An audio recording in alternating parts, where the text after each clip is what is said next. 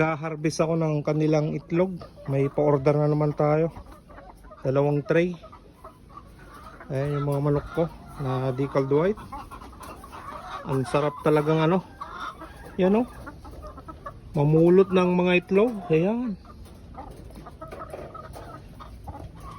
Araw-araw na ganyan yung ano, hina-harvest ko ng mga itlog. Ayan, kitang-kita nyo naman.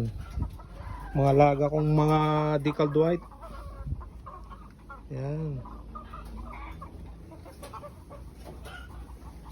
Ang sarap ng ano, mag-harvest ng mga itlog. Tignan nyo naman yung mga itlog nila. Ayan. Mga alaga kong decaled white na manok.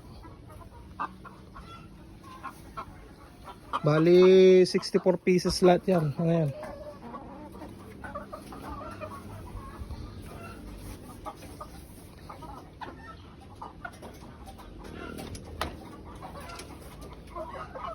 Jeez.